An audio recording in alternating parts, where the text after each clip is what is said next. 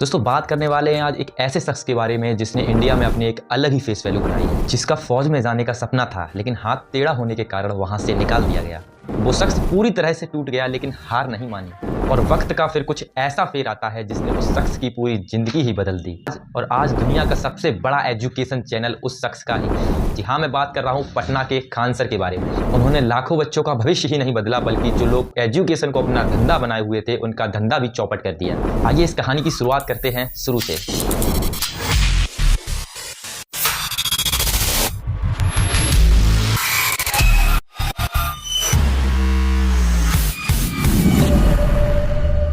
बात है उस समय की जब खान सर की उम्र लगभग 13 वर्ष थी और वो 8th क्लास में पढ़ते थे।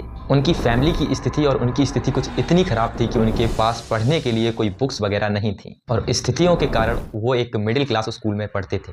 उनके गांव के पास में एक कॉलेज हुआ करता था।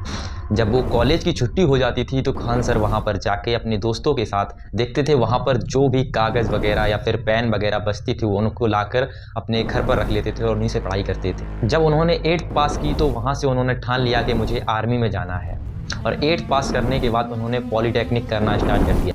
लेकिन पॉलीटेक्निक में वो पास नहीं हो पाए और वहाँ से उन्हें निकाल दिया गया। फिर उन्होंने नॉर्मली 12th पास की और फिर आर्मी का फिजिकल देने गए।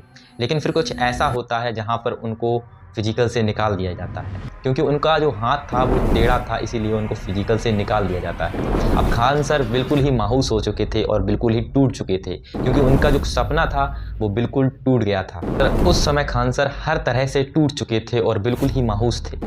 उस वक्त उनके 3 दोस्तों ने उनका साथ दिया।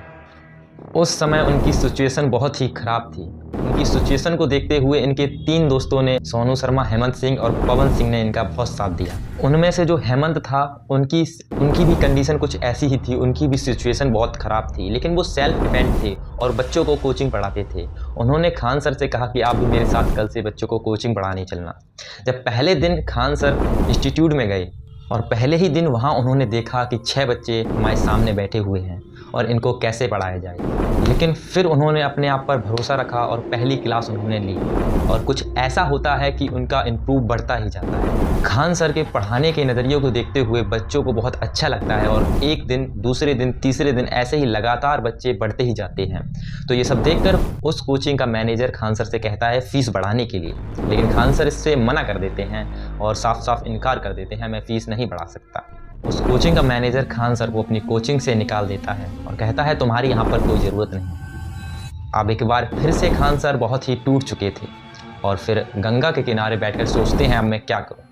वहाँ से उन्हें पता चलता है कि हम एक अपना इंस्टीट्यूट डाल सकते हैं और वहाँ के जो उनके दोस्त थे उनको अपना पार्टनर बना के एक नया इंस्टीट्यूट डालते हैं जिसका नाम खान जीएस रिसर्च सेंटर रखते हैं। उनका वो इंस्टीट्यूट काफ़ी तेज़ी से चलने लगता है और काफ़ी तेज़ी से ग्रो करता है। बच्चों की संख्या बढ़ती ही जाती है क्योंकि उनके पढ़ाने का तरीका ही कुछ अलग था और बच्चे उन पर भरोसा करने लगे थे और काफ़ी बच्चों का सिलेक्शन भी हो गया था। लेकिन फिर कुछ ऐसा होता है जहाँ खान सर को फिर से ही अनफॉर्चुनेटली देखनी पड़ती है।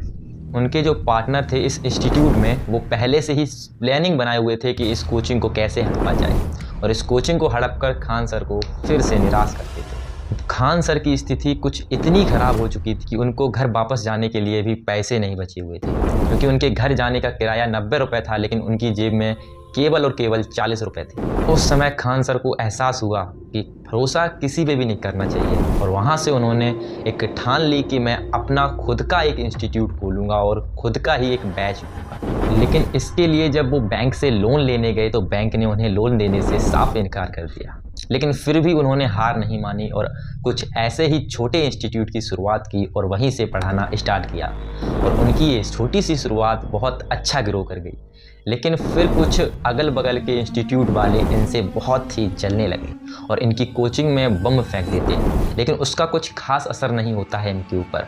असर तो तब होता है जब कोरोना का इंसिडेंट होता है। जब कोरोना आ जाता है तो इनको मजबूरन अपनी कोचिंग को बंद करना पड़ता है। फिर खान सर सोचते हैं कि अब क्या किया जाए क्योंकि उन्हें पता नहीं था कि अब कैसे पढ़ाया जाए क्योंकि सोशल मीडिया चल रहा था लेकिन सोशल मीडिया पर वो इतने एक्टिव नहीं रहते थे। फिर वो वहीं पर सोचने लगे कि अब क्या किया जाए।